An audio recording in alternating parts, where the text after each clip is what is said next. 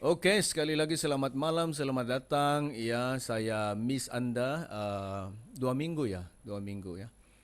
Ya, ya, saya ada melawat ke Sabah untuk pelayanan. Puji Tuhan, Tuhan memberkati dan menyertai. Jadi hari ini kita kembali, hari ini kita merayakan Hari Pentakosta. Ya, saya coba mau ikut kalender tentang event-event atau peristiwa-peristiwa yang terjadi di dalam kekristenan kita. Sekurang-kurangnya kita ingat ya apa yang terjadi. Hari itu kita merayakan kemangkatan Yesus, hari Paskah dan kebangkitan Yesus. Dan hari ini kita merayakan Hari Pentakosta. Ya, kita tahu banyak kita dengar tentang Pentakosta. Ya, melibatkan Roh Kudus, kedatangan Roh Kudus di hari Pentakosta. Juga hari ini ada gereja-gereja yang disebut gereja Pentakosta. Kenapa mereka disebut gereja Pentakosta? Karena pengalaman Pentakosta itu menjadi nyata dan mereka mengalami pencurahan Roh Kudus, pembaptisan Roh Kudus di dalam hidup mereka. Jadi mereka menamakan gereja mereka atau aliran mereka Pentakosta. Ya, Pentakosta. Dan itu perkara yang biasa kita dengar dan setiap tahun kita mendengar khotbah tentang Pentakosta, perayaan Pentakosta. Malam ini saya mau mendorong kita saudara-saudara untuk kita berbalik kepada firman Tuhan dan kita akan mengerti dan mula menghargai, berterima kasih kepada Tuhan karena hari Pentakosta. Karena kalau kita percaya Yesus diselamatkan, tapi tanpa mengalami pengalaman Pentakosta ataupun pencurahan pembaptisan Roh Kudus di dalam kehidupan kita, hidup kita sebagai orang Kristen tidak akan menjadi efektif dan tidak akan menjadi produktif ya saudara-saudara. Kita menjadi seperti suatu handphone atau HP yang tidak ada bateri. Kita menjadi seperti suatu mobil, satu kereta yang tidak ada minyak. Jadi kita ada kereta yang cantik, mungkin kereta kita itu Mercedes-Benz lah, mungkin Ferrari ya, ataupun Mustang. Tapi kalau tanpa ada minyak ya, ada bensin. Indonesia bilang bensin atau petrol di sini. Kalau tidak ada minyak, walaupun kereta itu cantik, mewah, solid ya, powerful, tapi tanpa minyak dia tidak boleh bergerak. Ya, kalau kita mengalami keselamatan dalam Tuhan Yesus tetapi tidak ada pengalaman Pentakosta, kita menjadi seperti seperti suatu senjata ataupun mungkin suatu pistol ataupun suatu senapang ataupun M16 yang tidak ada pelurunya. Jadi ternyata di sini karena kita melihat di dalam firman Tuhan, setelah hari Pentakosta, setelah mereka dipenuhi Roh Kudus dicurahkan dalam hidup mereka, begitu jelas dalam firman Tuhan, terutamanya dalam Kisah Rasul, bahwa hidup orang Kristen awal, gereja awal, ataupun para hamba Tuhan yang dipakai Tuhan, murid-murid Yesus, para rasul, hidup mereka begitu sangat-sangat efektif dan produktif. Dan ini yang kita perlukan pada hari ini saudara. Jadi kita merayakan hari Pentakosta bukan hanya setakat mengingati hari Pentakosta bahwa sesuatu terjadi di hari Pentakosta berapa ribu tahun yang dulu. Roh Kudus dicurahkan lalu gereja dilahirkan. Tetapi pengalaman ini adalah suatu pengalaman yang masih berlaku pada hari ini. Dan kita masih boleh, karena firman Tuhan mengatakan nanti kita akan lihat di sana bahwa Roh Kudus itu dijanjikan kepada semua generasi yang akan datang yang akan percaya atau dipanggil Tuhan untuk percaya kepada Tuhan. Haleluya. Jadi saudara, malam ini kita mau lihat firman Tuhan. Pentakosta ya, sebenarnya Pentakosta ini telah dijanjikan. Kenapa ia terjadi? Karena dia telah dijanjikan. Tuhan sudah menubuatkan.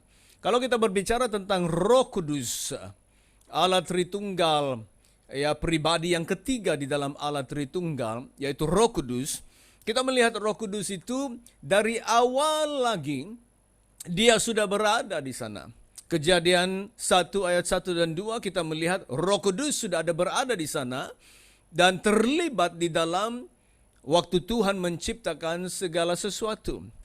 Dan dari Kejadian sampailah di dalam semua buku Alkitab kita melihat pekerjaan Roh Kudus, penyertaan, operasi atau the operation of the Holy Spirit, ya, menguasai, mengurapi, memimpin, ya, umat Tuhan, hamba-hamba Tuhan di seluruh Alkitab, di dalam setiap buku. Haleluya. Dan kita lihat di dalam buku yang terakhir, dalam buku Wahyu, pasal yang terakhir, ayat yang terakhir, kita melihat juga Roh Kudus ada di sana. Jadi Roh Kudus sudah berada, terlibat di dalam dunia ini, di dalam setiap pekerjaan Tuhan. Roh Kudus, Allah Roh Kudus ada. Ya, dia ada. Jadi saudara, ini telah dijanjikan. Terutamanya kita melihat suatu janji Tuhan di dalam buku Joel atau Yoel. Sebenarnya kita melihat di dalam setiap buku itu ada pekerjaan Roh Kudus. Ya, ada the operation of the Holy Spirit. Kita lihat Yesaya, kita lihat Yeremia, kita lihat Ezekiel, ya, dinubuatkan di sana tentang pekerjaan Roh Kudus yang akan datang sebenarnya di dalam perjanjian baru. Orang-orang perjanjian baru, the people of the new covenant. Bagaimana Tuhan akan bekerja melalui Roh Kudusnya di dalam kehidupan orang-orang yang berada di dalam perjanjian baru, the new covenant. Tetapi di dalam Yoel, begitu interesting ya, saudara-saudara, dinubuatkan pencurahan Roh Kudus. Di dalam Yoel 2 ayat 28 dan 29, dia berkata di sini, kemudian pada hari itu, bila itu, Petrus nanti kita akan baca katanya di akhir hari, akhir zaman, on the last day, katanya pada hari itu akan terjadi bahwa aku akan mencurahkan rohku, kata Tuhan, ke atas semua manusia. Nah, ini dalam bahasa Indonesia jelas dia kata ke atas semua manusia. Bahasa Inggris berkata to all flesh. All flesh maksudnya kepada semua daging. Maksudnya semua manusia. All flesh. Maka anak-anakmu akan, laki-laki dan perempuan akan bernubuat.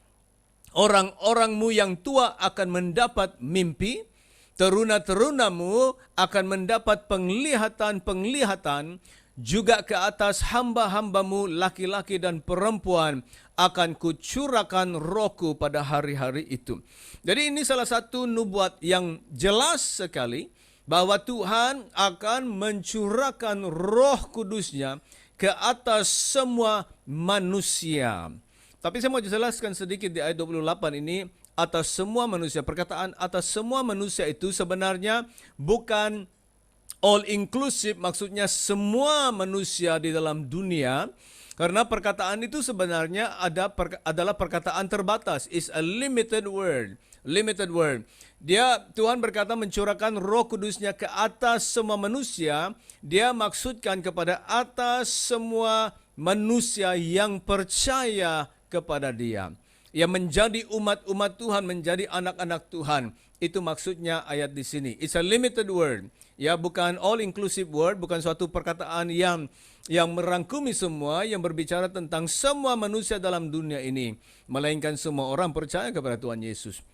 Tetapi Tuhan berkata dia akan mencurahkan Roh Kudus kepada atas semua manusia yang akan percaya kepada Dia, yang akan menyahut panggilan Dia, yang akan masuk ke dalam kerajaan Dia.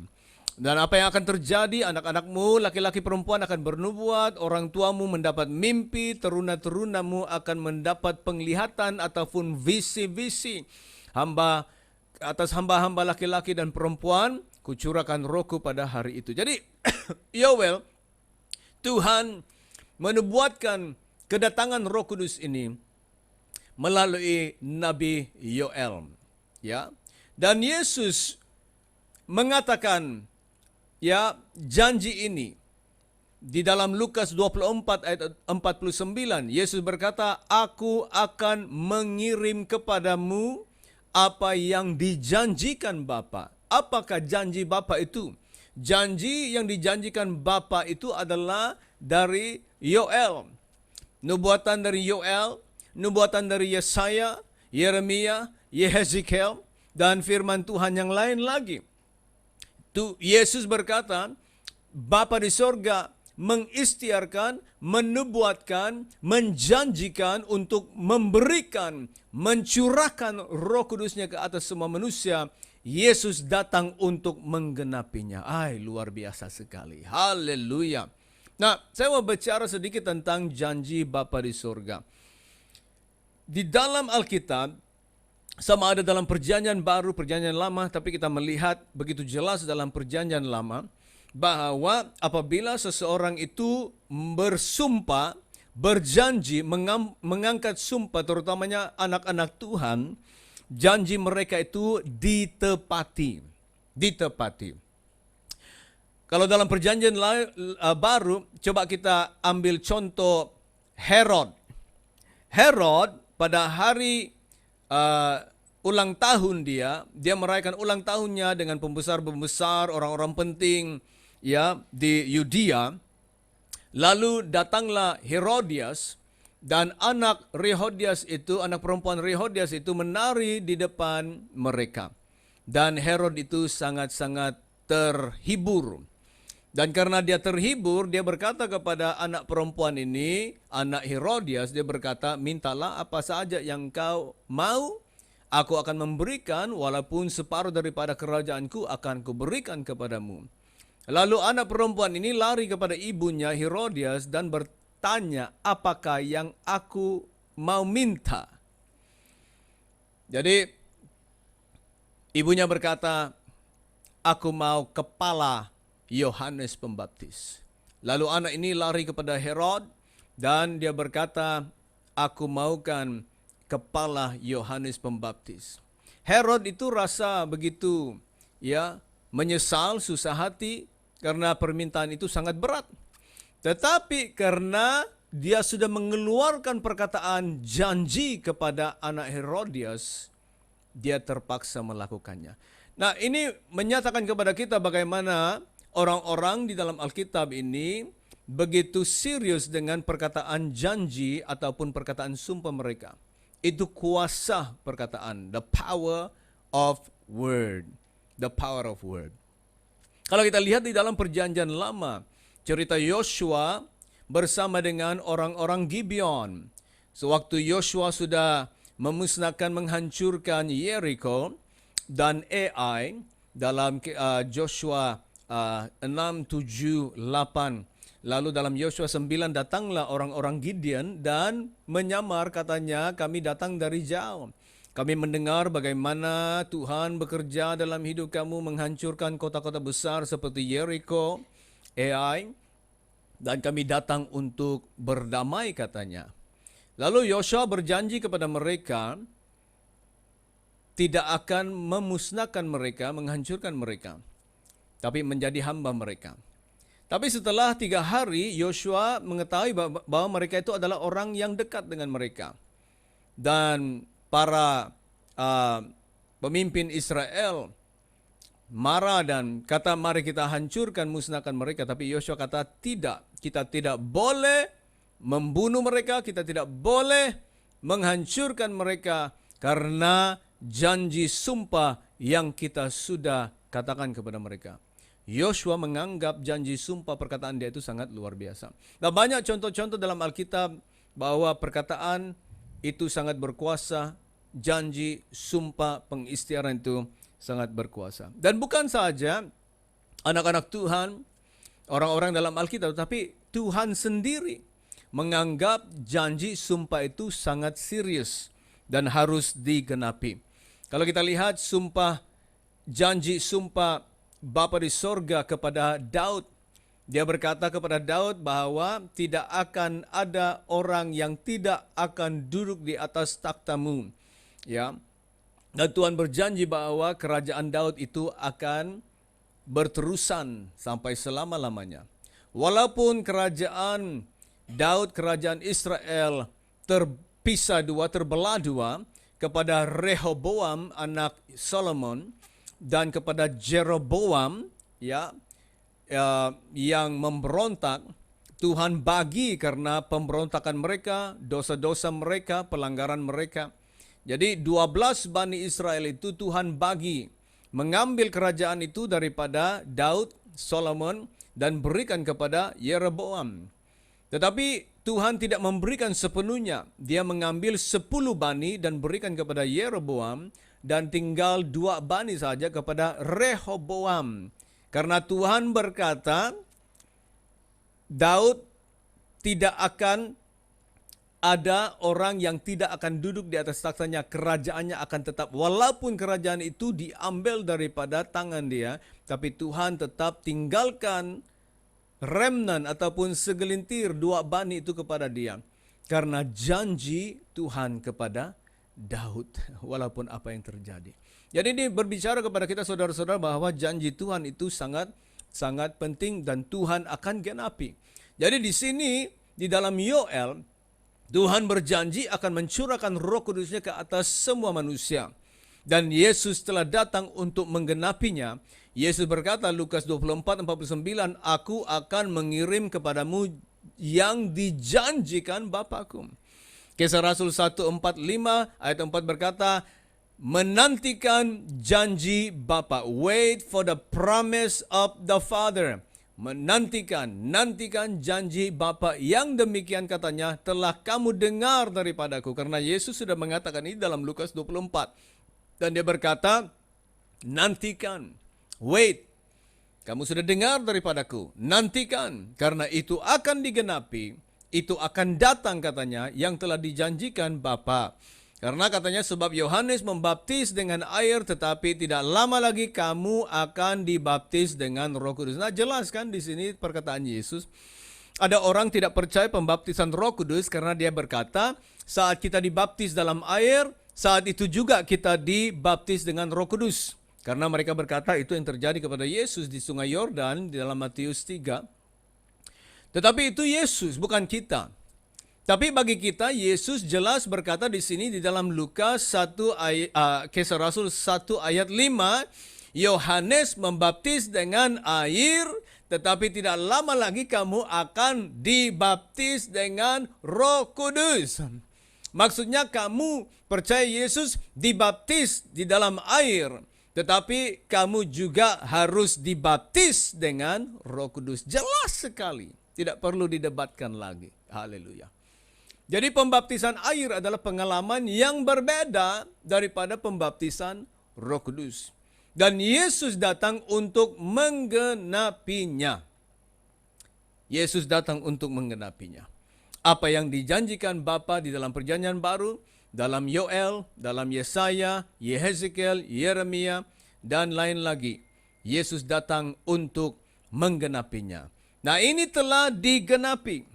Telah digenapi. Sewaktu hari Pentakosta, di dalam Kisah Rasul 2 ayat 1 hingga 4, ketika tiba hari Pentakosta. Jadi hari Pentakosta itu bukanlah sesuatu yang kita ingat, oh hari Pentakosta, pencurahan Roh Kudus datang.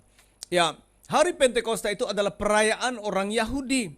Setelah mereka menuai dan semuanya, mereka merayakan hari Pentakosta.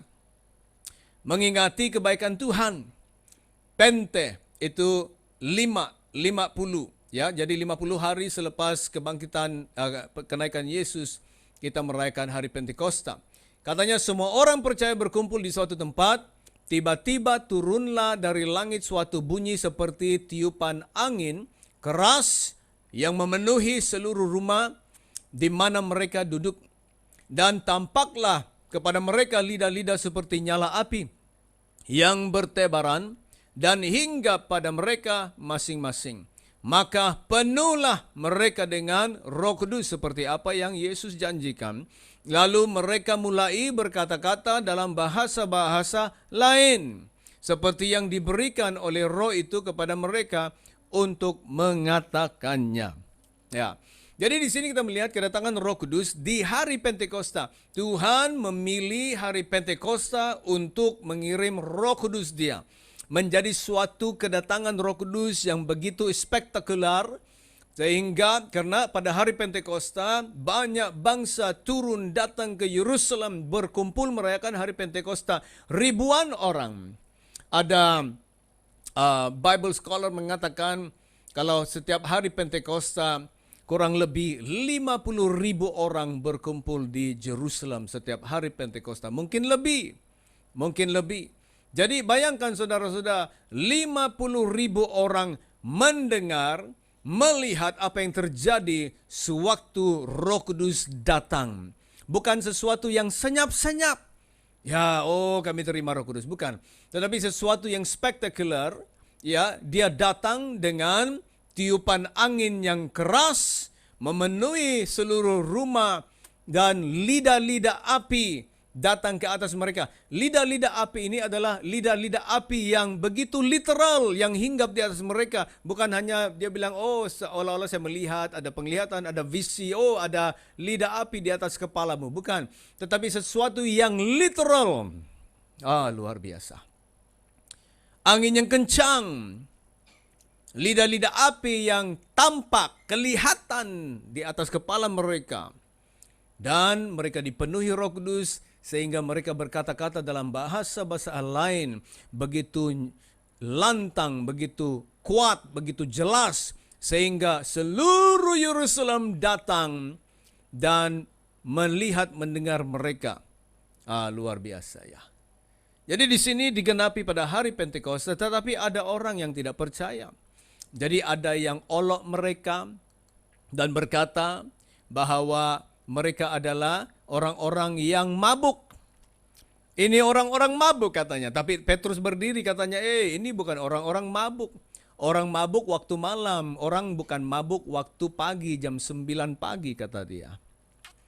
Dulu lah kan. Tapi sekarang banyaklah orang mabuk, siang pun mabuk juga. Tapi dulu lah. Dulu orang mabuk waktu malam. Tapi hari ini sudah lain. Tapi kata Petrus ini bukan orang mabuk. Tapi dia berkata, Petrus berkata dalam Kisah Rasul 2 ayat 16 katanya, tetapi itulah ataupun inilah yang difirmankan Allah dengan perantaraan Nabi Yoel. Luar biasa. Dan dia berbicara ayat 17 hingga ayat 21 bagaimana Tuhan menjanjikan di dalam buku Yoel. Petrus mengungkapkan kembali ayat firman Tuhan di dalam buku Yoel. Jadi Yesus telah datang untuk menggenapinya. Dan telah terjadi pada hari Pentakosta. Itulah kita merayakan hari ini, merayakan hari Pentakosta, mengingati bahwa Tuhan menggenapi janjinya untuk mengirim Roh Kudus kepada setiap atau semua manusia yang percaya kepada Dia. Sudah digenapi. Tapi hal ini bukan terjadi hanya sekali, karena kita lihat Kisah Rasul 2, Roh Kudus dicurahkan, Kisah Rasul 8, Roh Kudus dicurahkan kepada orang-orang Samaria. Kisah Rasul 10, Roh Kudus dicurahkan di dalam rumah Cornelius. Kisah Rasul 19, Roh Kudus dicurahkan di rumah kepada 12 murid di Efesus. Ya, sewaktu Paulus menumpangkan tangan ke atas mereka. Jadi ini kejadian yang continuous atau yang berterusan, karena setiap orang yang masuk ke dalam kerajaan Tuhan, setiap orang yang percaya Yesus, setiap orang yang menerima Yesus harus dipenuhi dengan Roh Kudus. Kisah Rasul 1 ayat 5 masih tetap berlaku, katanya Yohanes membaptis dengan air, tetapi tidak lama lagi kamu akan dibaptis dengan Roh Kudus. Tetap terjadi hari ini. Anda dan saya, saudara, perlu dibaptis dengan Roh Kudus. Perlu dipenuhi dengan Roh Kudus. Ya. Kalau kita lihat Yoel, nubuatan Yoel itu sehingga Kisah Rasul, itu salah eja di sana ya, kadang-kadang typing error, bukan Raul, tapi Kisah Rasul. Yoel dari tahun Yoel bernubuat sehingga tahunnya Kisah Rasul, hari Pentakosta, itu kurang lebih 787 tahun. Walaupun 787 tahun lamanya, Tuhan tetap menggenapi firman-Nya karena Tuhan sudah berjanji, saudara. Haleluya. Amen. Amen. Nah, karena janji Tuhan ini penting, dia menggenapinya.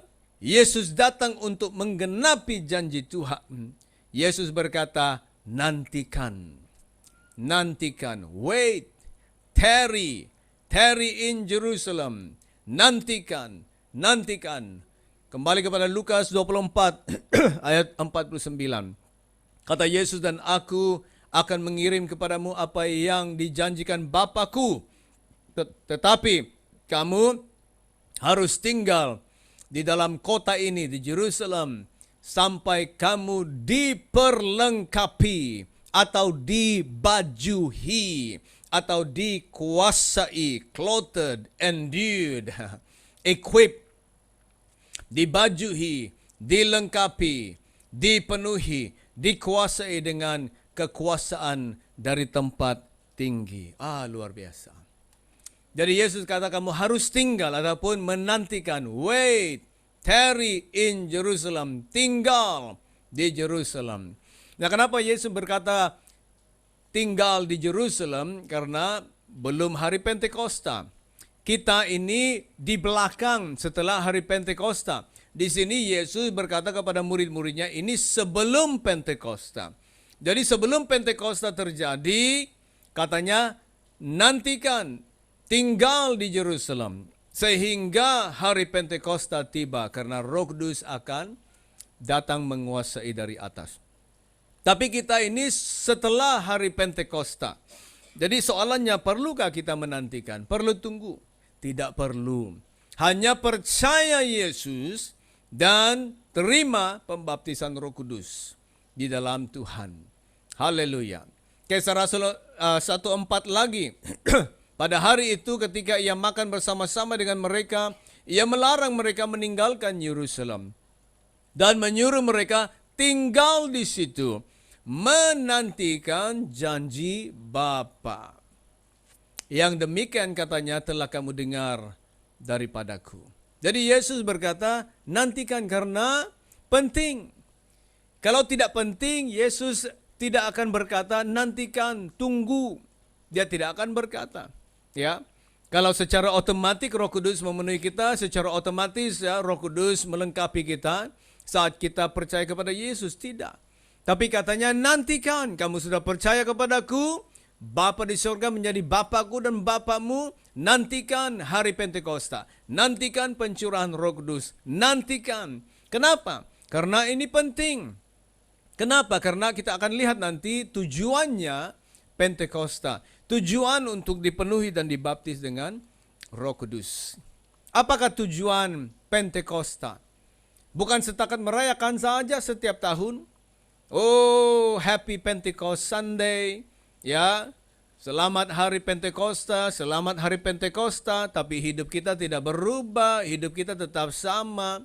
Ya, tetap menjadi orang Kristen yang tidak produktif, tidak efektif, terbelenggu dalam dosa, masih terikat di dalam dunia, masih hidup ke dalam kedagingan, tidak ada transformasi, tidak ada perubahan, tidak ada progres dalam kehidupan kita. Selamat hari Pentakosta, selamat hari Pentakosta. Bukan saudara, tujuan Pentakosta bukanlah untuk menjadi suatu peringatan, menjadi suatu tradisi di dalam kekristenan kita atau gereja kita.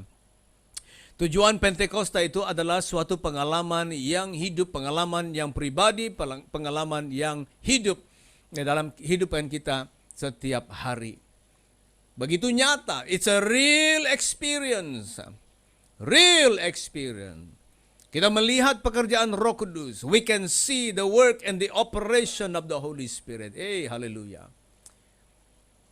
Nah, ada 4 perkara saya mau kongsikan di sini. Memang banyak di dalam firman Tuhan, Alkitab, kalau kita belajar tentang doktrin Roh Kudus, banyaklah disenaraikan ya, karena kita mau tahu semuanya dari awal dan apakah fungsi Roh Kudus, pekerjaan Roh Kudus. Tapi di sini ini khotbah hari Minggu, kita tidak boleh cover semuanya. Tapi hanya beberapa perkara saya mau mendorong kita. Tujuannya Pentakosta, tujuannya dipenuhi Roh Kudus, tujuannya kita diurapi, dikuasai oleh kekuatan yang dari atas. Untuk apa? Yang pertama, untuk memeterai. Efesus 1 ayat 13.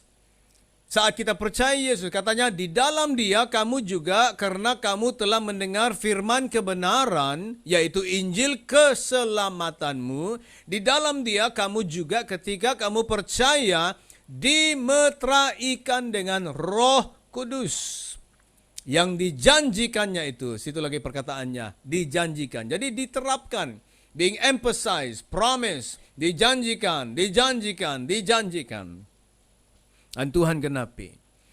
Perkara yang pertama, tujuan Roh Kudus itu ataupun pembaptisan Roh Kudus, pencurahan Roh Kudus adalah untuk memeterai orang Kristen. Apakah meterai ini? Meterai ini adalah kita dicop. Saat kita percaya Yesus, Tuhan memberikan atau mengirim Roh Kudusnya di dalam hati kita, hidup kita untuk cop kita. Ya. Chop ataupun stamp, dimeterai, being seal, bermaksud kita sekarang adalah miliknya Tuhan. We are God's property. We belong to God. So, jadi kita ini sudah diasingkan. Oh, ini milik Tuhan. Ada chop, Roh Kudus chopnya di sana. Ini anak Tuhan.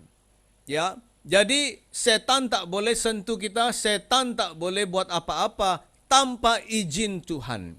Karena kita sudah dicop, kita milik Tuhan. Saudara, adakah Anda tahu bahwa Anda adalah milik Tuhan?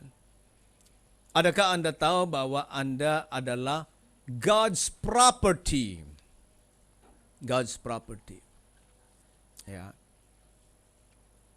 Karena hari ini kita lihat banyak barang-barang di kedai atau siapa saja barang-barang. Oh, ini barang dia. Kenapa? Karena ada chop, ada label. Ini nama dia. Ya. Jadi Tuhan meletakkan chopnya, seal atau meterainya di dalam kehidupan kita bahwa kita adalah milik Tuhan. We are God's property. Saya sangat bersyukur kepada Tuhan karena saya adalah milik Tuhan. Saya adalah anak Tuhan. I am God's property dan saya terpelihara. Saya dilindungi. Haleluya. Amen. Yang kedua, tujuan Pentakosta adalah untuk memberi kuasa. Baptisan air lain, baptisan Roh Kudus lain. Baptisan air adalah untuk memeterai kita menjadi anak Tuhan, kita bertobat, masuk dalam keluarga Tuhan, kita menerima iman, keselamatan dalam Yesus. Tapi pembaptisan Roh Kudus, Pentakosta adalah untuk memberikan kita kuasa. Jelas kan? Dalam Kisah Rasul 1 ayat 8 kata Yesus, tetapi kamu akan menerima kuasa. Itu perkataan dunamis. Maksudnya kelebihan, kekuatan yang luar biasa. Kekuatan yang luar daripada biasa. Right? Terutamanya dalam kehidupan kita. Dan katanya, kata Yesus, kamu akan menerima kuasa kalau Roh Kudus turun ke atas kamu, dan kamu akan menjadi saksiku di Jerusalem, di seluruh Yudea dan Samaria, dan sampai ke ujung bumi. Nah, banyak orang mengungkapkan perkataan ini atau ayat ini ya. Oh, aku akan menerima kuasa apabila Roh Kudus turun ke atasku dan aku akan menjadi saksi Yesus. Akan menjadi saksi. Aku akan bersaksi, aku akan berkhotbah, aku akan pergi misi, menjangkau jiwa, memberitakan kebaikan Tuhan, memberitakan Injil. Ya, banyak orang mengungkapkan seperti itu. Tapi sebenarnya banyak orang tidak tahu, tidak mengerti perkataan ini. Perkataan saksi di situ, saudara-saudara. Perkataan saksi di situ bukan bermaksud pergi menginjil, pergi bersaksi, pergi memberitakan Injil kepada orang lain. Perkataan saksi di situ di Jerusalem, Yudea, Samaria, akan sampai ke ujung bumi. Perkataan saksi di situ adalah marturia, ataupun perkataan martir. Jadi maksudnya apabila Roh Kudus turun ke atasmu, saudara-saudara, kamu menjadi mati bagi Yesus. Menjadi martir bagi Yesus. Nah, berapa di antara kita mau itu? Banyak orang begitu gairah baca ayat firman Tuhan ini, oh saya menerima kuasa Tuhan, saya diurapi, saya boleh tumpang tangan kepada orang, mereka reba-reba, jatuh-jatuh, saya boleh tiup-tiup, ya urapan Tuhan, Roh Kudus, ada kesembuhan, penglihatan, visi apa semua, wah puji Tuhan. Tapi dia tak mengerti perkataan saksi di sini. Ya. Perkataan saksi bermaksud marturia, martir. Maksudnya apabila Roh Kudus turun ke atasmu, kamu akan menerima kuasa untuk menjadi martir bagi Yesus. Kamu akan mati di Yerusalem, kamu akan mati di seluruh Yudea, kamu akan mati di Samaria dan sampai ke ujung bumi. Dan ini yang terjadi kepada murid-murid Yesus, rasul-rasul yang awal, semua mereka mati bagi Yesus. Seperti apa yang Yesus katakan di ayat 8 ini, Kisah Rasul 1 ayat 8. Benar kan? Coba baca dan lihat sejarah. Itu yang terjadi. Semua mati bagi Yesus kecuali Yohanes. Sebenarnya Yohanes pun mau dibunuh tapi dia terselamat. Dia juga mau dibunuh menjadi martir tetapi dia terselamat. Yohanes dilemparkan ke dalam suatu periuk besar yang dipenuhi dengan minyak. Mau digoreng dia. Ya, menjadi ayam penyet. Jadi kuasa memeterai yang pertama, yang kedua untuk memberikan kuasa. Kuasa untuk hidup bagi Tuhan. Kuasa untuk hidup sepenuhnya devoted, committed kepada Tuhan Yesus. Walaupun barangkali dianiaya dan mati bagi Yesus. Yang ketiga, di dalam Yohanes 14 ayat 15 dan 17 ada dua perkataan yang kita lihat di sini. Ayat 15, jikalau kamu mengasihi aku, kata Yesus, kamu akan menuruti segala perintahku. Itu penyembahannya. Aku akan minta kepada Bapa dan ia akan memberikan kepadamu seorang lagi penolong yang lain, supaya ia menyertai kamu selama-lamanya. Itu perkataan para, bahasa Inggris to abide with you forever. Sini menyertai, itu perkataan yang betul daripada Yunani, maksudnya para, maksudnya menyertai, berjalan bersama-sama dengan kamu. Ayat 17 yaitu roh kebenaran, dunia tidak dapat menerima dia sebab dunia tidak melihat dia dan tidak mengenal dia. Tetapi kamu mengenal dia. Sebab ia menyertai kamu atau dia menyertai kamu dan akan diam di dalam kamu. To be with you and to be in you. Jadi 4 perkara tujuan Pentecost. Yang pertama dia memeterai kita. Yang kedua dia memberikan kita kuasa. Yang ketiga dia menyertai kita. Yang keempat dia tinggal di dalam kita. Perkataan menyertai kita itu berbicara tentang Roh Kudus. Dia berjalan seperti seorang teman. Like a friend. Seorang penolong. Seorang penghibur. Comforter. Comforter itu bukan saja atau penghibur itu, Roh Kudus bukan saya datang untuk menghibur kita. Ya kesian ya. Ya, kuatkan semangat, kuatkan iman, jalan saja terus. Bukan setakat itu saudara. Sebenarnya bukan itu maksudnya penghibur di sini. Penghibur di sini maksudnya Roh Kudus itu mendorong kita saat dalam kesulitan, dalam peperangan, pergelutan. Dia datang untuk angkat kita saudara, untuk memberikan kita kekuatan dan semangat untuk terus berjalan lagi. Itulah perkataan penghibur di sana. Seolah-olah macam seperti kita sudah mau give up, kita sudah mau mundur, kita sudah tidak mau berjalan lagi dan kita tidak mau teruskan, tapi dia datang seolah untuk memaksa kita untuk datang. Itu karena kekuatan dia. Itu perkataan penghibur di sana. Parakletos. Itu maksudnya.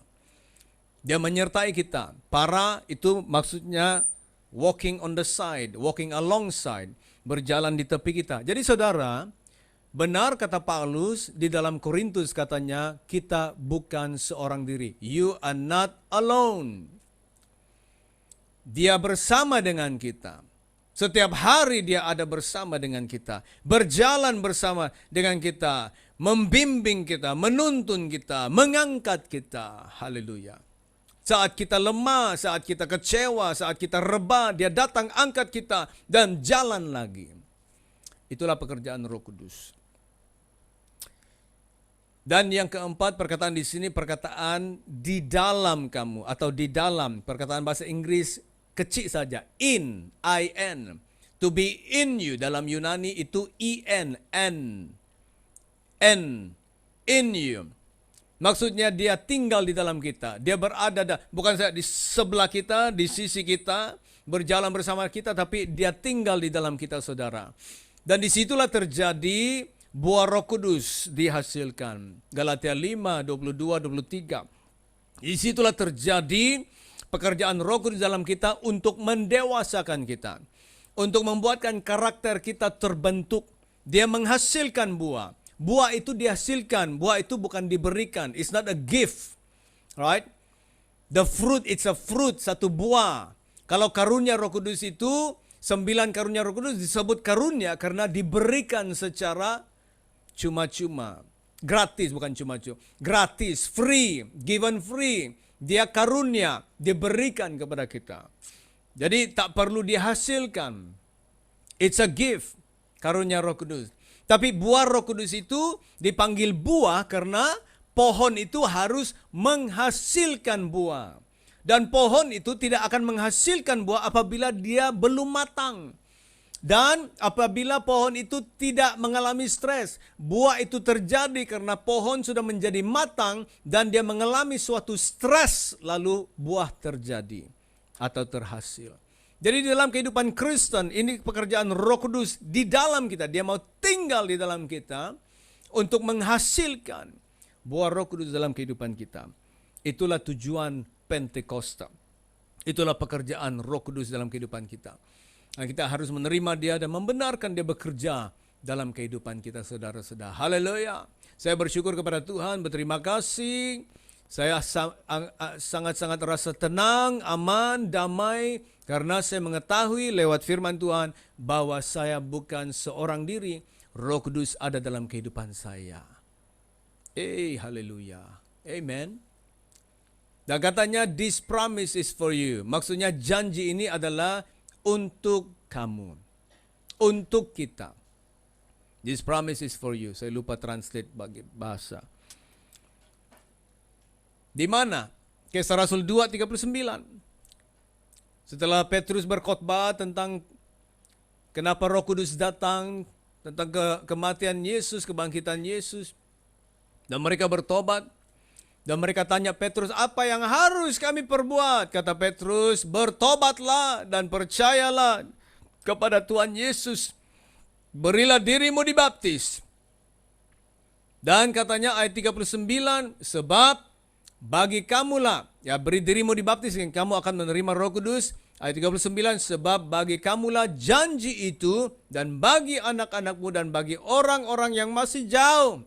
Maksudnya yang belum dilahirkan, generasi yang akan datang, yaitu sebanyak yang akan dipanggil oleh Tuhan Allah kita. Itulah saya mengatakan, saudara, janji di dalam Yoel itu, mencurahkan Roh Kudus ke atas semua manusia itu adalah perkataan yang terbatas. It's a limited word. Karena Petrus berkata di sini, sebanyak yang akan dipanggil oleh Tuhan Allah kita. As many as the Lord our God shall call. Maksudnya yang akan percaya kepada Dia, yang akan bertobat, akan percaya Yesus, terima Yesus, mereka akan menerima Roh Kudus dalam hidup mereka. Haleluya. Jadi saudara, malam ini kita merayakan hari Pentakosta. Kita bersyukur kepada Tuhan. Dan jangan setakat bersyukur mengingati hari Pentakosta. Berdoalah saudara malam ini. Atau setiap hari berdoalah. Minta Tuhan untuk memenuhi kita dengan Roh Kudus-Nya. Memberikan kita kuasanya. Memberikan kita urapan Dia. Membenarkan Roh Kudus bekerja dalam hidup kita sehingga kita akan menjadi dewasa. Akan menjadi produktif, menjadi efektif. Kita akan diurapi. Kita akan bertumbuh di dalam karakter-karakter Tuhan. Kita akan menjadi matang, menjadi orang Kristen yang dewasa, menjadi orang Kristen yang teguh. Terutamanya hidup di dalam akhir zaman ini, kita sangat-sangat memerlukan Dia. Anda bukan seorang diri. Anda bukan yatim piatu. Anda bukan terbiar. Tetapi Anda disertai Roh Kudus karena Dia menyertaimu dan Dia tinggal di dalammu, saudara-saudara. Haleluya. Saya harap firman ini mendorong Anda dan menggerakkan Anda untuk berdoa dan meminta Roh Kudus untuk mencurahkan hadiratnya dalam hidup kamu. Sehingga kamu akan mengenal Dia dan kamu akan dipenuhi oleh kuasa-Nya dan hidup merdeka, hidup berkemenangan di dalam kehidupan Anda semua. Haleluya, haleluya. Mari kita berdoa. Terima kasih Bapa firman-Mu. Terima kasih karena Roh Kudus-Mu, janji-Mu yang telah Engkau genapi. Terima kasih hari Pentakosta, karena kami mengingati Engkau menggenapi janji-Mu di dalam Yoel, bahwa Engkau akan mencurahkan Roh-Mu ke atas semua manusia. Dan itu telah terjadi selepas lebih 700 tahun. Roh Kudus telah datang dan gereja dilahirkan. Orang-orang percaya dipenuhi Roh Kudus. Dan pengalaman ini tetap berlaku, terus berlaku. Dalam Kisah Rasul 2 di ruangan atas. Dalam Kisah Rasul 8 kepada orang-orang Samaria. Di dalam Kisah Rasul 10 di rumah Cornelius. Dan juga Kisah Rasul 19 kepada 12 murid di Efesus. Terima kasih Bapa, dan hari ini kami juga melihat pencurahan pembaptisan Roh Kudus terjadi di mana-mana saja di seluruh dunia bagi orang-orang yang percaya dan mau menerimanya. Kami berdoa Tuhan, kami mau dipenuhi Roh Kudus, kami mau dipakai oleh Tuhan. Kami mau dikuasai oleh kuasa dunamis yang diberikan kepada kami. Penuhi kami, urapi kami, pakai kami Tuhan, di dalam nama Yesus. Terima kasih ya Bapa. Kami berdoa untuk setiap anak-anak Tuhan, gereja-gereja Tuhan akan mengalami lawatan Roh Kudus yang luar biasa. Terpuji nama-Mu. Di dalam nama Yesus kami berdoa dan mengucap syukur dan memberikan segala kemuliaan, pujian, hormat kepada-Mu Bapa. Di dalam nama Yesus kami berdoa. Amin dan amin. Puji Tuhan saudara-saudara, berdoalah dan rindukan Roh Kudus dalam kehidupan kamu. Amin. Puji Tuhan, Tuhan berkati dan shalom untuk semua. Amin.